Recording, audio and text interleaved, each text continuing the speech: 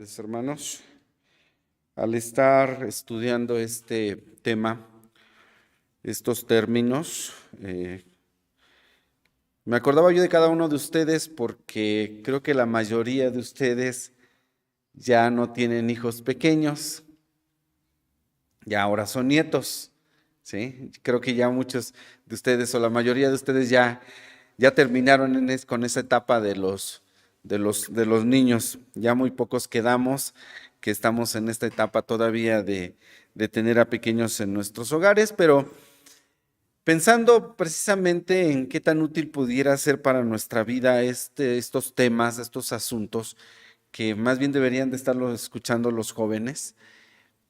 Creo que a nosotros como adultos nos sirve precisamente porque la siguiente etapa es ver a los nietos, y pensaba yo que ahora la labor de ustedes es supervisar, ir viendo que el trabajo en la vida de los nietos pues vaya en la formación de los caminos de nuestro Dios. Vamos a pedir la bendición de Dios orando. Señor, gracias porque vamos a estudiar tu palabra. Abre nuestro entendimiento, ayúdanos, Señor, a aprender cada vez más acerca de tu voluntad para nuestras vidas, para nuestras familias, para nuestros descendientes, Señor, porque tú has prometido bendecir a nuestras generaciones hasta 1000 de todos los que te buscamos, de todos los que honramos, Señor, tu precioso nombre. Ayúdanos a hacerlo, Señor, de acuerdo a tu voluntad, que tu Espíritu nos guíe, Señor, en el estudio de tu palabra, y que nada nos perturbe. Gracias porque podemos estar aquí en esta tarde en tu casa de oración, alabando y bendiciendo tu nombre. Y todo esto, Señor, te lo rogamos y te damos gracias en Cristo Jesús. Amén. El tema de esta tarde es corrección y o castigo. Corrección y castigo, o corrección o castigo. Porque quiero aclarar un poquito estos términos. Hace 8 días cité el Proverbio 22:15, que habla precisamente de la vara de la corrección. Dice que la necedad está ligada al corazón del joven, pero la vara de la corrección lo apartará de ella. Y una hermana que está aquí presente me dijo, yo difiero un poco, y le dije, bien, lo aclararemos en la siguiente ocasión, porque corrección, la vara de la corrección, yo dije, no es el azote, sino dije, la corrección como instrumento, como vara, sirve para quitar la necedad del corazón de los jóvenes, ¿sí? Viendo la corrección como una vara, dije no literalmente, porque nuestras revisiones de la Biblia sí hacen una diferencia entre corrección y castigo. Se usa en diferentes textos. En algunos significa precisamente lo que yo dije, la corrección como instrucción, ¿sí? Como capacitación, como preparación del niño o del joven, ¿sí? En la formación de su vida. Y el castigo sí es el azote, el castigo sí es el darle, ¿no? Bueno, vamos a aclarar estos términos. Hablábamos precisamente de instrucción, y yo les dije que el término hebreo es musar. Este término, ahora estudiando un poco más acerca de lo que significa, musar es disciplina y algo más. ¿Cómo qué más? Disciplina, instrucción, advertencia, corrección, reprensión, y al final pongo castigo. A ver, vuelvo a mencionar esto. Fíjense bien, porque esto que acabo yo de mencionar parece que va subiendo de intensidad. Nótenlo.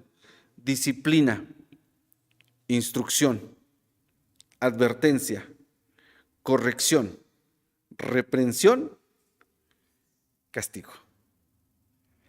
Así lo maneja en el término hebreo, musar. No hay, busqué en el diccionario en el que siempre me pongo a estudiar, es un diccionario gordote de así de este grosor, de términos hebreos, griegos. El autor se apellida Bain y explica los términos hebreos, explica los términos griegos, las etimologías, los significados, y no, y es uno solo.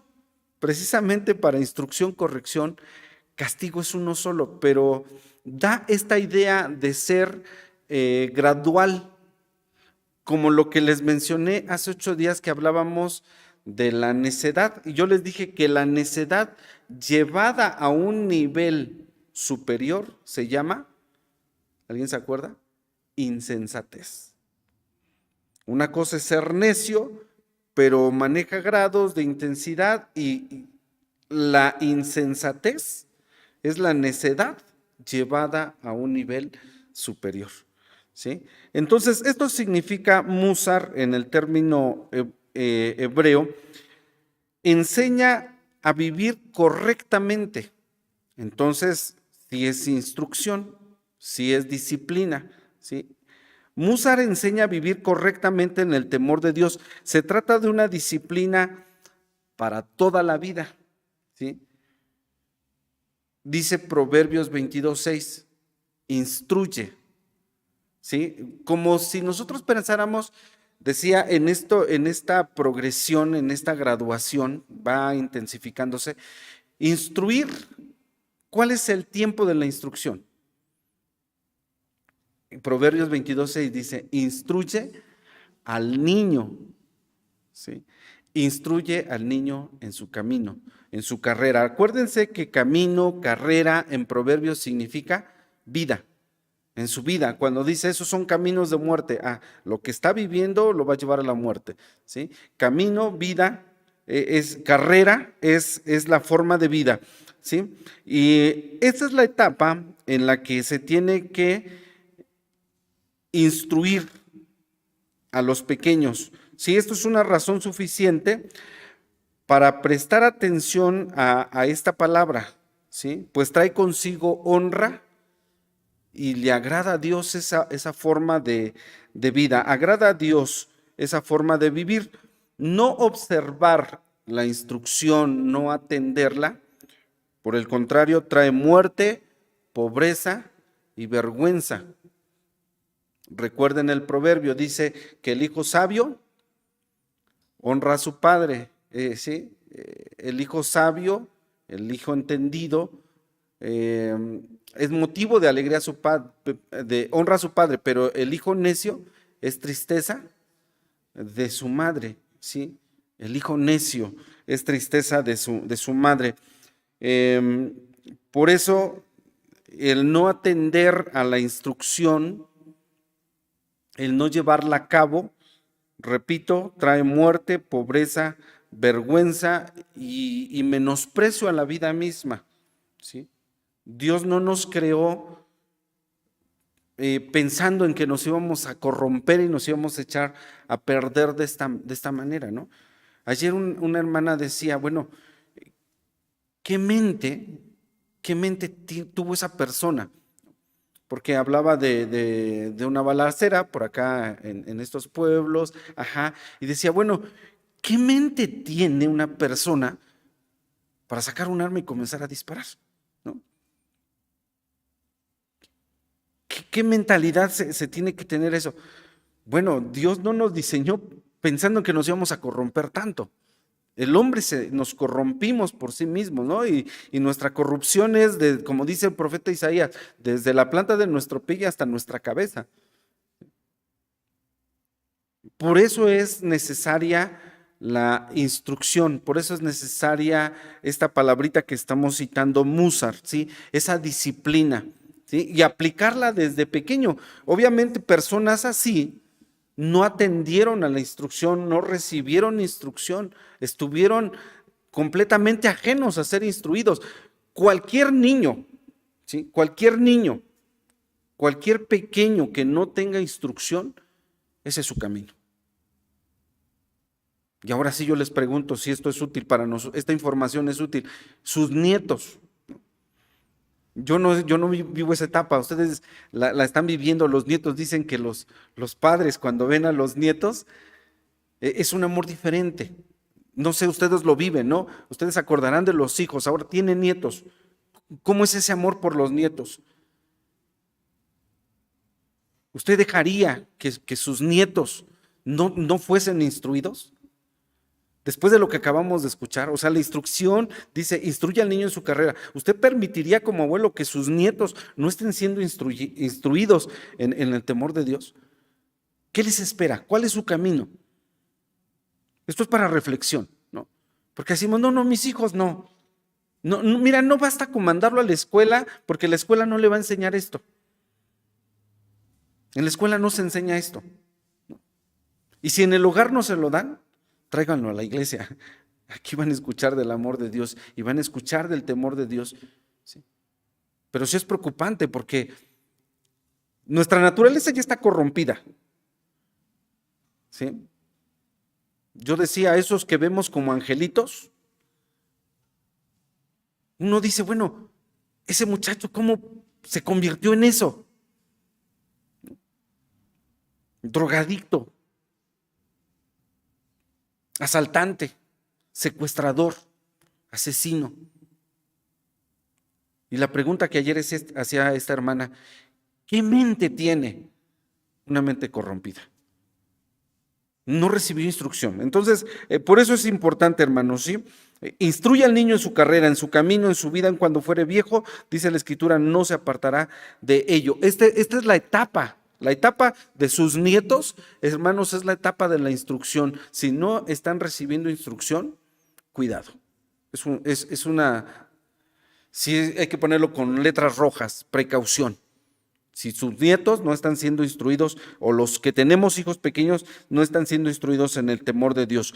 El siguiente nivel es precisamente la corrección y les dije que no hay palabra distinta, sigue siendo musar, pero esta palabra sí existe en griego, sí hay una distinción. Y corrección, escuchen, significa poner en orden. Corrección significa en griego poner en orden. Sí tienen una conexión muy fuerte. Poner en orden. Por ejemplo, Pablo lo menciona, usa la palabra corregir en Tito 1:5, cuando le dice a Tito, por esta causa te dejé en Creta para que corrigieses lo que falta, ¿sí? Significa poner orden, así se usa. Significa, segundo, rectificar lo que está defectuoso. Repito, rectificar lo que está defectuoso. Tercero, significa restaurar. Es decir, si algo está mal, hay que restaurarlo. Hay que poner orden, si el camino va torcido, hay que rectificar. Si no va bien el proceso, hay que rectificar, ¿sí? Eso significa corregir, ¿sí? Poner en orden, rectificar, incluso restaurar a un estado recto o correcto. Es decir, que cuando alguien corrige, y por cierto, se señala mucho, se enfatiza mucho que la corrección se hace con gracia y se hace con amor. ¿Sí? La corrección es poner orden y no necesariamente con vara, ¿sí? Sino con consejo. Y me llama mucho la atención que hoy en las redes sociales la gente busca consejos. Ven un video corto, videos cortos, donde se da un consejo y la gente se clava en ello, ¿no? La gente necesita un consejo, pero están buscando, o buscamos muchas veces el consejo de los hombres. El mejor consejo es el que da la Biblia, ¿sí? La corrección obviamente se va a hacer en gracia, se va a hacer en amor, pero se va a hacer con la palabra de nuestro Dios. Acompáñenme por favor a la epístola a los Efesios, un pasaje muy conocido.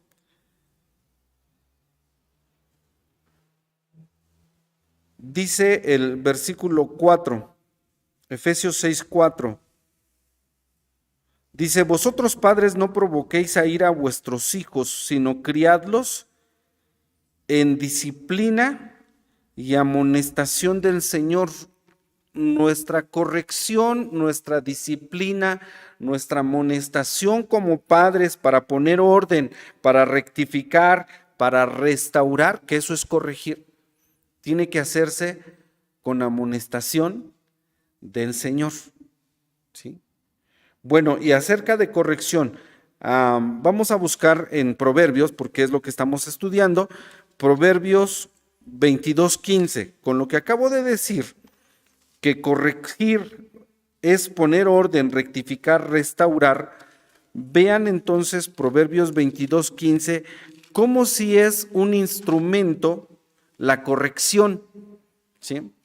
Y por eso Proverbios 22:15 le llama vara de corrección. Ahora con lo que leímos en Efesios, amonestación del Señor.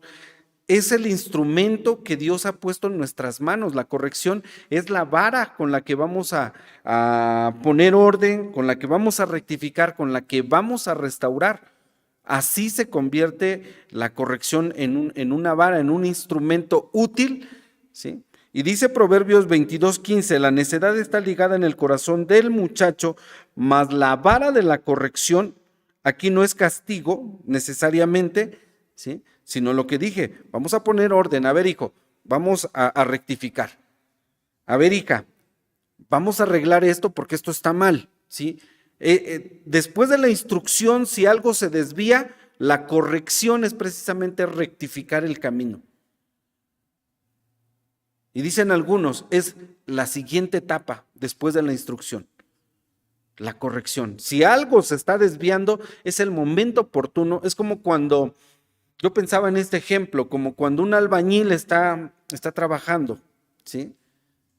Tiene que estar checando sus hilos para rectificar que el plomo del muro esté bien, ¿sí? Tiene que estar rectificando sus niveles para ver que va bien. Y si algo anda mal, dice, este es el momento de corregir. No va a corregir en la etapa final de construcción, se corrige en el camino, en el proceso, ¿sí? Entonces, a ver, vamos viendo que entonces la instrucción es la primera etapa, la corrección es la siguiente etapa. Si algo va mal, ese es el momento de poner orden, de rectificar, de restaurar. Proverbios 23:13. Dice Proverbios 23:13, con esto que estamos comentando, no rehuses la corrección del muchacho, no la rehuses. Es decir, si tú notas algo, tienes que actuar, hay que rectificar, hay que corregir, hay que restaurar, ¿sí? Dice, no la niegues. Y fíjense cómo aquí en nuestras revisiones dice, porque si lo hirieses con vara, no morirá.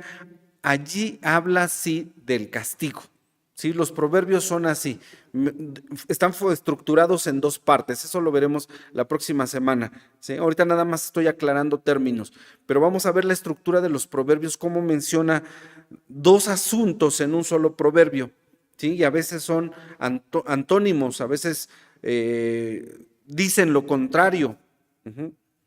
Pero bueno, eso lo veremos la próxima semana. Aquí, ahorita nada más nos interesa la primera parte entonces de este proverbio que dice, no rehuses la corrección. Acuérdate que es la vara, es el instrumento, ¿sí? Tú al estar viendo cómo se está construyendo tienes que rectificar. Proverbios también 29, Proverbios 29, versículo 15, habla de la corrección otra vez como vara. Y dice, la vara y la corrección, por eso nuestro tema es corrección y o castigo.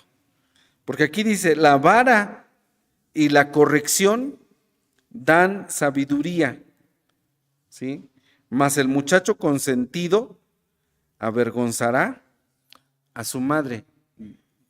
Les he dicho, no podemos dejar que los niños hagan lo que ellos quieren, ¿sí? Consentirlos trae sufrimiento, trae vergüenza a los padres, ¿no? Y por eso decía que me acordaba yo de ustedes, porque dicen que los abuelos consienten más a los nietos.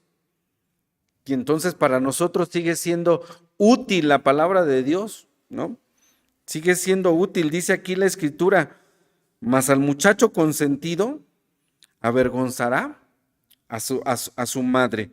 Y ahí mismo Proverbios 29, versículo 17, dice, corrige a tu hijo. Estamos hablando de rectificar, ¿sí? Estamos hablando de corrección, estamos hablando de poner orden. Dice, corrige a tu hijo y te dará descanso, ¿sí? Ya lo instruiste, pero si ves que se está comenzando a desviar, ¿a qué edad se comienzan a desviar nuestros niños? Y fíjense, porque aquí va a tener lógica a lo mejor algo que hemos visto. A veces decimos, es que nuestros niños crecieron aquí, los instruimos aquí, sí, pero no los corregimos cuando se debió de haber corregido. Una es instrucción, otra es corrección. Se instruyeron de chiquitos, pero a la hora de que se comenzaron a desviar, porque es nuestra tendencia natural y humana, pecaminosa, el desviarnos del camino, el salirnos, ¿sí? No hubo quien corrigiese. Y a la falta de corrección, hermanos, vidas se echaron a perder, o se echan a perder, sin la corrección. Por eso dice, no la rehuses, ¿sí? La corrección da sabiduría. Corrige a tu hijo, te dará descanso. Y quien no corrigió, va a decir, ¿pero qué falló? Bueno, pues es que son etapas. Sí hubo instrucción, pero cuando usted note algo, pues es el tiempo de corregir. Dice, corrige y te dará descanso, ¿sí? La corrección. Ahora, estamos viendo que la corrección no es de acuerdo a mi óptica, no es de acuerdo al consejo que escuché en alguna red social, no es de aquel TikToker famoso que habla muy bonito, no, de ahí no tomé el consejo. Segunda Timoteo 3:16, a ver, ¿quién me lo dice de memoria? Toda escritura es inspirada, divinamente útil.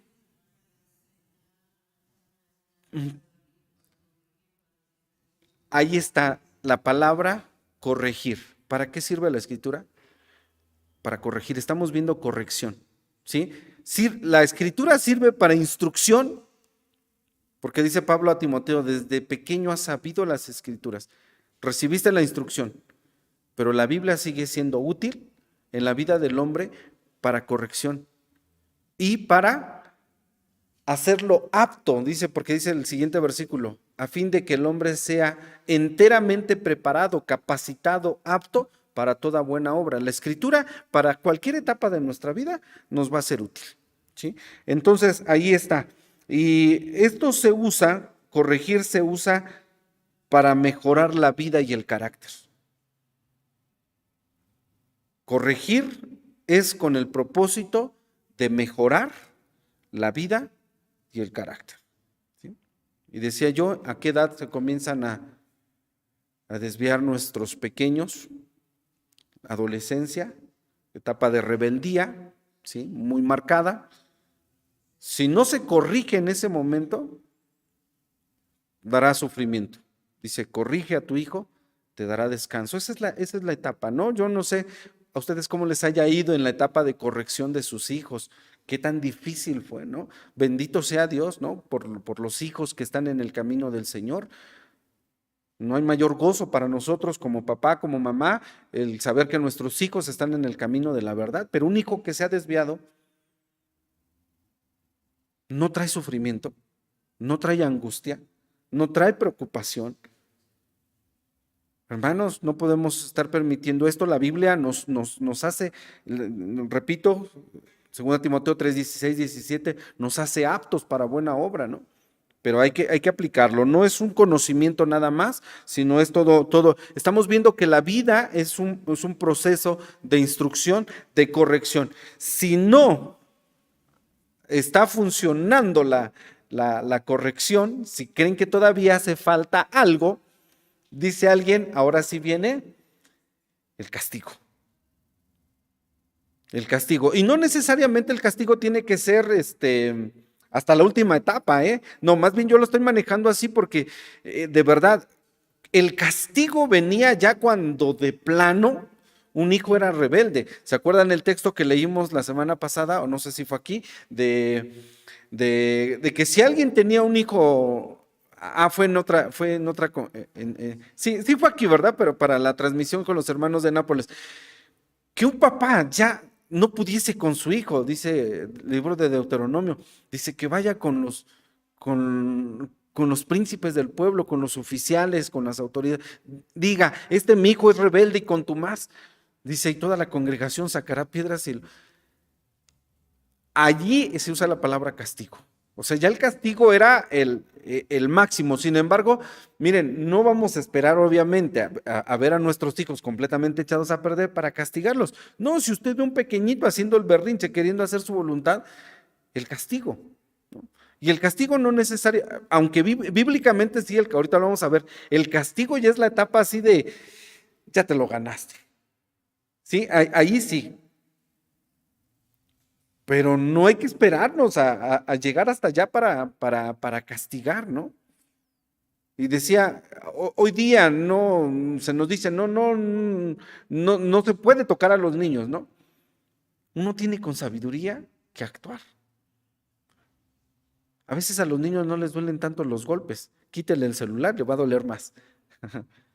Formas de castigo, hay diferentes formas de castigo hoy día, tenemos que hacerlo con sabiduría, no es necesariamente el azote, aunque recalco, en la Biblia sí es el extremo, sí el castigo es lo último, sí es casi el final. Y ahorita vamos a explicar esta palabra. Esta es la tercera. Castigo en sentido figurado. Fíjense bien, en sentido figurado, no literal, en sentido figurado significa cortar con azotes. Cortar con azotes. Imagínense hasta dónde golpear hasta cortar. O sea, castigo significa cortar. Por eso dice, lo cortarás de tu pueblo. O sea, ese es el castigo. El castigo es extremo. En el Antiguo Testamento era el extremo. ¿Sí? Llegar al castigo. Que papá dijera, tengo un hijo rebelde y contumaz, dice, la congregación lo va a castigar. Y eso significa, en sentido figurado, no es literal. Sentido figurado significa cortar con azote. Se refiere a azotar con severidad. Es decir, que cuando se castigaba, de verdad era porque, repito, ya se lo había ganado. Vamos a revisar algunos textos del libro de los Hechos donde se utiliza la palabra castigo. Hechos 4:21. Hechos 4:21 dice, habla de Pedro y Juan cuando estaban predicando, cuando los llevaron a las autoridades, y dice que Pedro dice, bueno, ustedes juzguen si no es para nosotros menester obedecer a Dios antes que a los hombres, que a ustedes. Dice el 21, que al estarlos juzgando, dice, entonces ellos los despacharon amenazándoles, no hallando ningún modo de castigarlos por causa del pueblo, porque todos glorificaban a Dios de lo que había sido hecho. ¿Sí? Habían sanado a un hombre cojo en la puerta que se llama La Hermosa en el templo, no encontraron, dice, no tuvieron forma de castigarlos. Hechos 4:21, Hechos 22:5. En Hechos 22:5, Pablo habla de su deseo de castigar a antes de su conversión, cuando como Saulo de Tarso persigue a la iglesia, dice Hechos 22:5.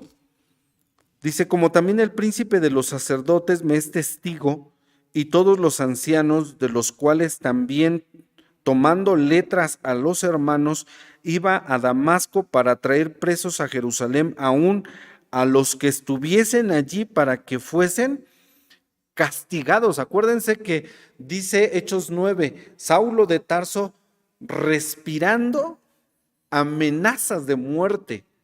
Es decir, cuando aquí está Pablo testificando, dice, hermanos, yo en otro tiempo hice esto, yo buscaba a los cristianos para citarlo, para castigarlos. Ese castigo es, él decía, los azotes extremos.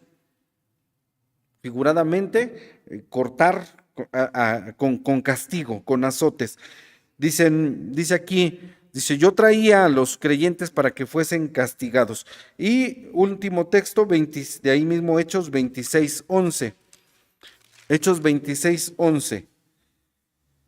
Aquí Pablo sí testifica ante el rey Agripa y dice lo siguiente, y muchas veces dice castigándolos, está hablando de los creyentes, de aquellos a los que sí les puso mano encima, dice castigándolos por todas las sinagogas, los forcé a blasfemar y enfurecido sobremanera contra ellos, los perseguí hasta en las ciudades extranjeras. Dice castigándolos. Es decir, el castigo sí era ya el extremo. Pero el libro de Proverbios dice que cuando tú castigues a tu hijo, no se incite tu alma para destruirlo. Cuidado, o sea, no lo puedes azotar, no lo puedes golpear hasta destruirlo. En una ocasión, alguien me platicó de un niño pequeñito, que traía el cuerpo tan lastimado del castigo, de los castigos que le aplicaba a su mamá. Estamos hablando de un niño de 4 o 5 años, que traía las piernitas moreteadas, ¿sí? Una hermana lo asistió para llevarle al baño y al verle las piernitas, no se incite tu alma en el castigo para destruirlo. Efesios dice que tenemos que criarlos, disciplinarlos con amonestación del Señor. No debemos de provocarlos a ira, ¿no? Por eso sí el castigo ya es extremo. En esa parte, hermanos, de verdad, si una autoridad ve, si una autoridad interviene, cuidado, no podemos hacer nosotros eso, que de una forma insensata, sin ceso, castiguemos a un niño, que lo azotemos de tal manera que lo estemos lesionando, que lo estemos lastimando. No es esa la idea. Y aunque yo les dije que sí bíblicamente ese era el azote, sí era extremo. Miren, hoy quien dice, tengo un hijo rebelde, aquí está, apedréenlo. O sea, sí es extremo. Tan extremo, y con esto concluyo, que dice Hebreos 12, que finalmente a veces es necesario, y al menos en la vida de nosotros, miren hermanos, y Hebreos capítulo 12, a partir del versículo 5 y hasta el versículo 11, se enfatiza mucho la palabra castigo, castigo, castigo. Dice 5, la segunda parte, hijo mío, no menosprecies el castigo del Señor. Mira, si el Señor llega a castigarte, de verdad también es porque ya el Señor ya te estuvo llamando 1, 2, 3 veces, ya te dio oportunidades el Señor. Sí, el Señor es lento para la ira y grande en misericordia, pero tiene un límite. Y cuando el Señor llega al límite y castiga, ¿sí? Ahí sí, cuidado. Horrenda cosa es caer en las manos del Dios vivo. Se enfatiza mucho del castigo, pero creo que el texto en el que tenemos que fijar nuestra atención es el 6. Dice, porque el Señor al que ama, castiga y azota a cualquiera que recibe por hijo. Y aquí mismo explica, dice, y el castigo para ninguno fue causa de regocijo, de alegrarse, dice, pero al final dio un fruto apacible. Al final dio resultado el castigo. El castigo no es para destrucción, no es para lastimar. Siempre, yo les dije, se hace con gracia, se enfatiza que corrección se tiene que hacer. Todo esto, porque yo les dije que es progresivo. Musar tiene que hacerse todo en gracia, en amor, en misericordia. Aún cuando hay que castigar, uno castiga en amor y en misericordia, pero no tanto como una hermana que le daba a su hija, que de repente se ponía y le hacía así, toma, toma, toma, así literal, ¿no? Literal.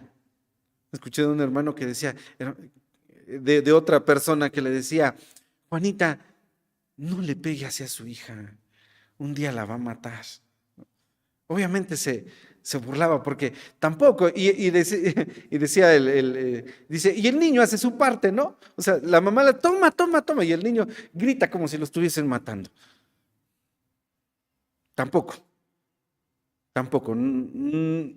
Vamos a usar de esto, pero hacerlo con inteligencia. Y miren, y creo yo, sin temor a equivocarme, que cuando instruimos, cuando corregimos en el amor de Dios, no va a haber necesidad del castigo. No hay que llegar hasta allá, ¿no? Que Dios nos dé sabiduría para vivir en el temor de Dios. Y acuérdense, la sabiduría es aplicar lo que tú y yo hoy recibimos, aplicarlo a nuestra vida. Aplicarlo, eso es sabiduría. Que el Señor nos bendiga, hermanos. Que así sea. Amén.